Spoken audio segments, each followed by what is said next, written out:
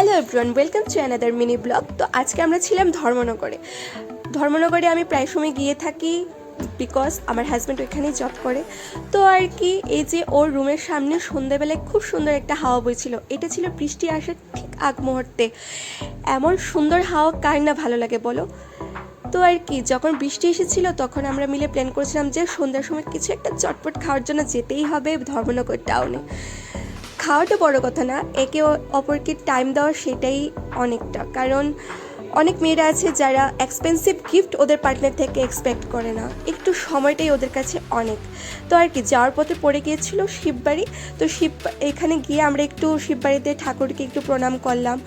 করার পরে আমরা গিয়েছিলাম রাম ঠাকুর আশ্রমেও, এই যে দেখে নাও শিব বাবাকে।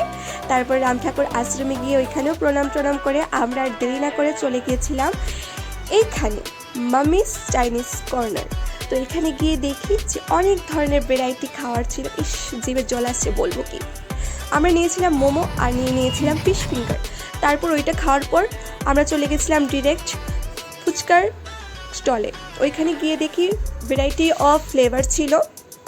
তো আমি যে সেন্সারের নিচে হাত দিচ্ছিলাম, জল তো আসছিল না, সরিয়ে নিলে আসছিল, একটা ময়ে হয়ে গেছে। আর কি, খেয়ে দিয়ে সুন্দর করে আমরা একটু টাইম কাটালাম। Thanks for watching.